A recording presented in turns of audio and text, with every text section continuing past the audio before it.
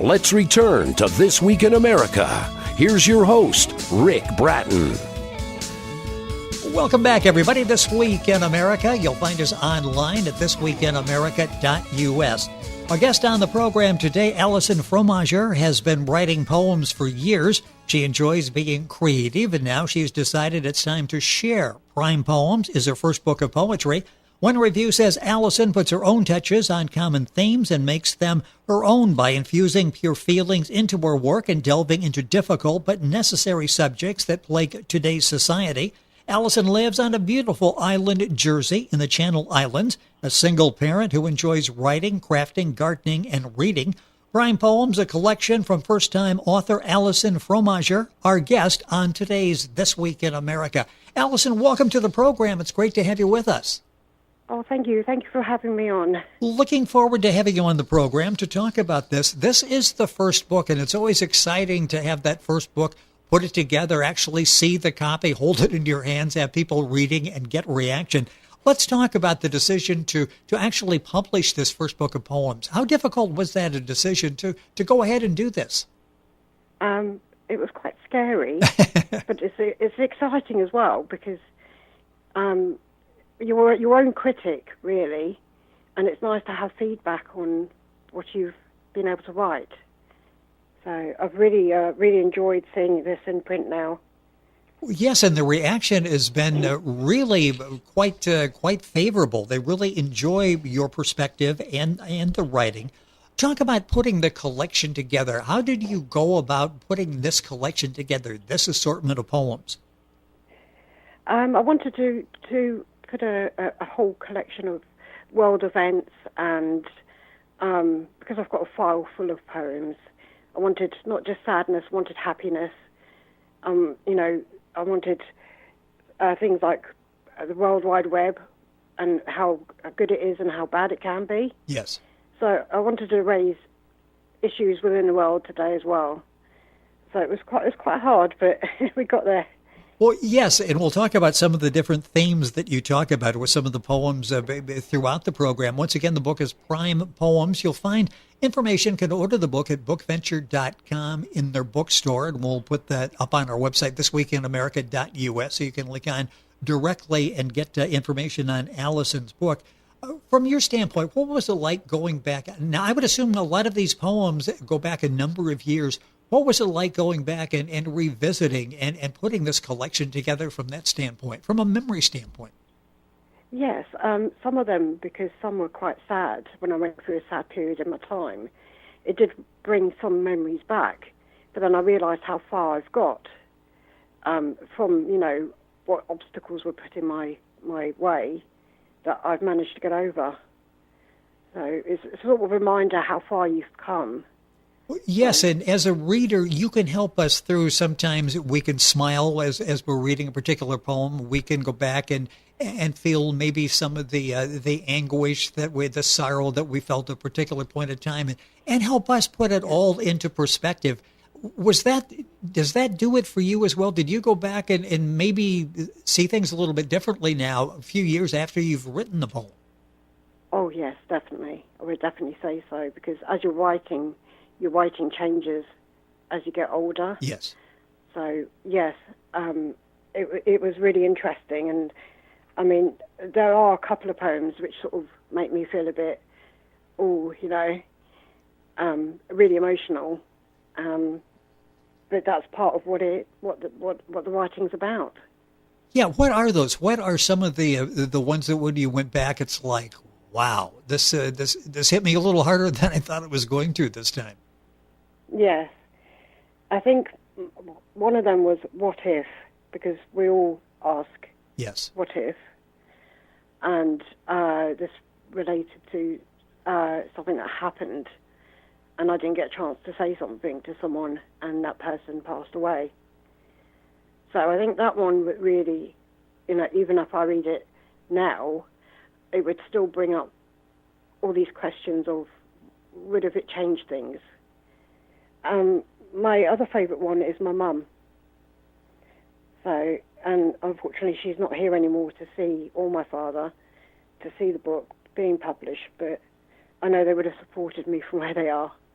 Well, yes, and you talk about that, having the support of your parents as you wrote this, and that what if is just an example of a theme, and you use it for something that happened, an experience in your life. But all of us go through what if moments and wonder what if and how things would have changed. It's just one of the many poems that will touch so many people in the book Prime Poems by Alison Fromager, our guest on the program. That's Fromager. Book's available at bookventure.com in the bookstore. You'll find it at Amazon as well. And if you go to our website, thisweekinamerica.us, you can link on directly. Talk about this interest in poetry. When did this become an interest for you? And you decided that this is really a way that I can express myself and touch other people as well. Yes, now, my poetry started when I was a teenager, and I was going through a really rough time, didn't really understand who I was or what I wanted to do, and that's how I expressed myself. So it was just a way of releasing whatever emotion was inside me, and I've just grown from that. Did you keep a journal through the years? Have you written down the poems and kept all of them? I've kept a majority of them, unfortunately, because I moved house. Some had got lost. Yes. So, yeah. It would have been interesting to read the teenage ones again, but they were lost, so unfortunately.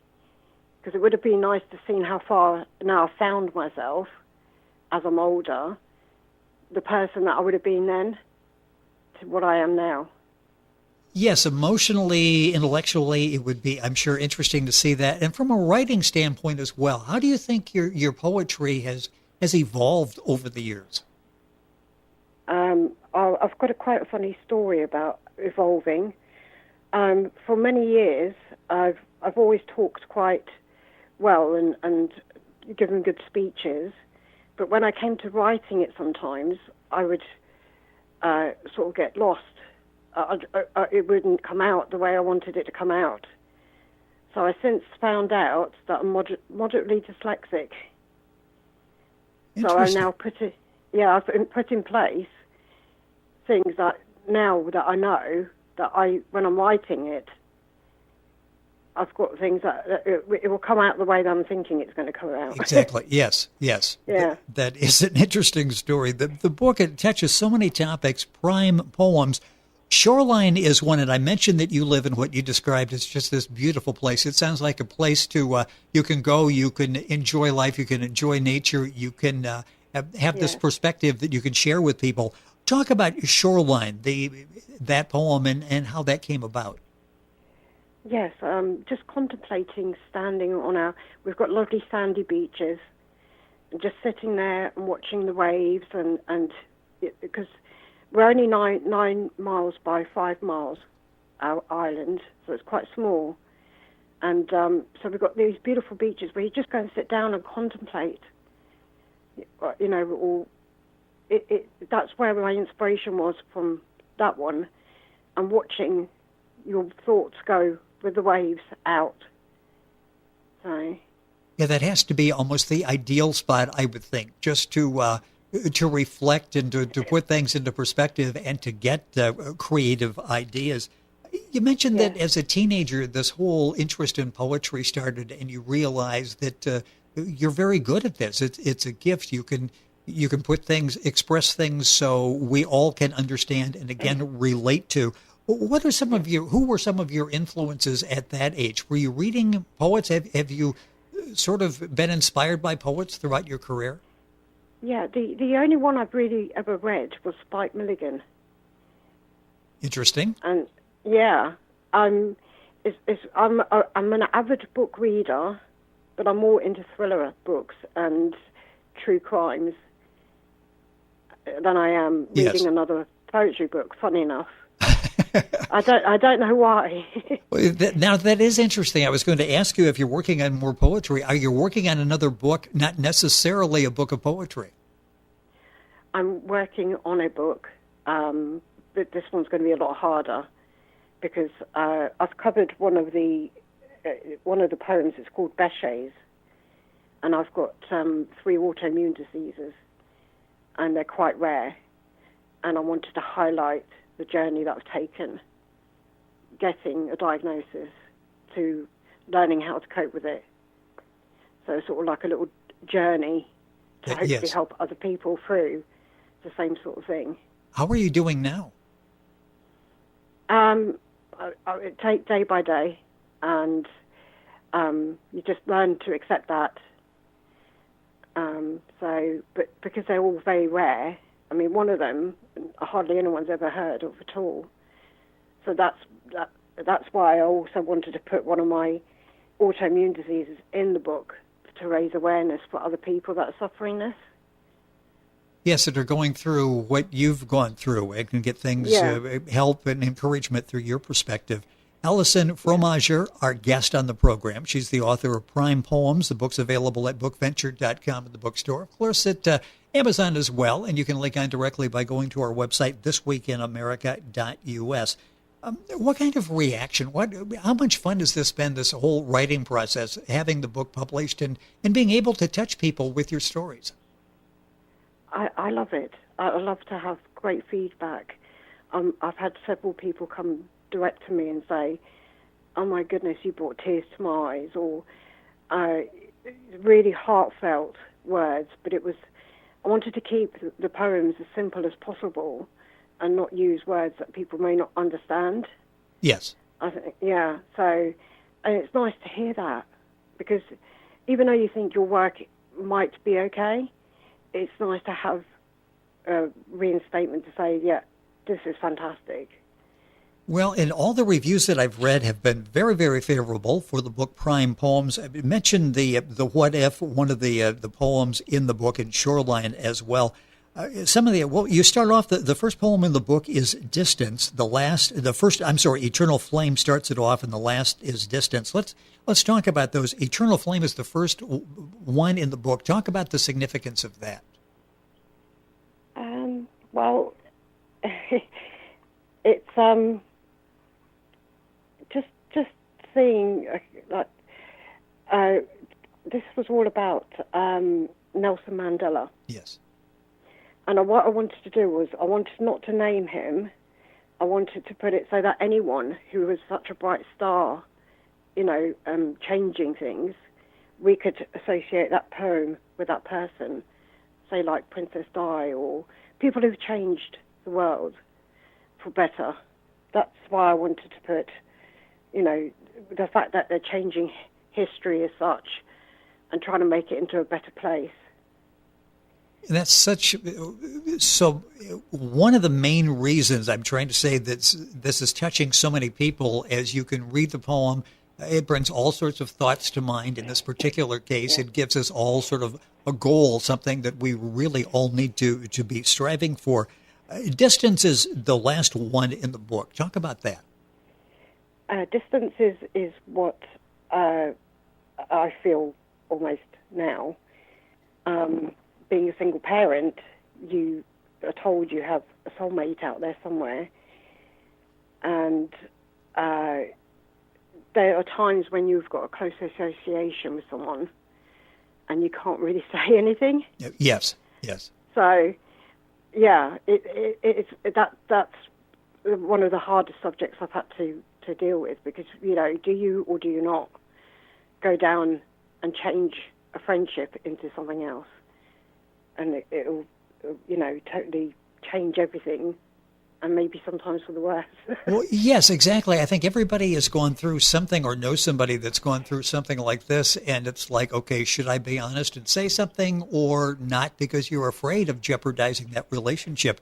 Again, one of the many themes that you talk about in the book, so much anger is interesting as well, especially in the world we're living in now. Yes, there is. Every time you look at the news, there's not ever really good news anymore. There's always something going on in the world, and you think to yourself, surely as a human race, we should be, we're humankind. We should be kind to one another. That's what I feel anyway. So I wanted to raise that as an issue where, we are become very busy people, and we haven't got time for each other, and it's important that we have time for each other. It is quite an angry world. It is, and when you read that poem and others you have in the book, Prime Poems, you suddenly realize, okay, maybe we should slow things down here just a little bit, enjoy, appreciate what we have, try to make the world and myself, better, but at least we should be doing something positive and having some positive thoughts. The nice thing, too, about the book Prime Poems is you can sit and you can read all of them. You can go back and pick and choose. Once you've read through them, you can go back from time to time, some of your favorites, and go back and read those. What are some of the reactions that you're getting from friends and family who have a chance, many of them probably, to the first time you've shared these reflections with them? Yes. Now, I had a request for some more upbeat ones in the next book. Well, so. Yeah, but the emotions you go through that are not necessarily joyful are the ones that we all go through, and it's interesting that you can see somebody else, how they've gone through and how they've persisted through that. So you're working on a book now. Any idea when you might be ready to talk about that? Oh, my goodness. I would say it's going to take me at least 6 months to write it. I've just started base writing is what I call it. Yes. So doing like what chapters I'm going to do and what order, because otherwise it's all going to come out jumbled out. Yes, a little organization going in. It's interesting. We'll be watching for that. You've really touched so many people in a positive way with the book Prime Poems. Alison Fromager, our guest on the program. That's Fromager. Book's available, of course, at Amazon. You'll find it at bookventure.com in their bookstore. Alison, a pleasure having you on the program. A pleasure having the opportunity to read Prime Poems. Best of luck with everything. Hopefully we'll have a chance to talk about the new book at some point. Great. Thank you very much for having me on. It is our pleasure. Thank you for being with us. Once again, Prime Poems. Alison Fromager, our guest on the program. Information available by going to our website, thisweekinamerica.us. We're back on today's program right after these messages.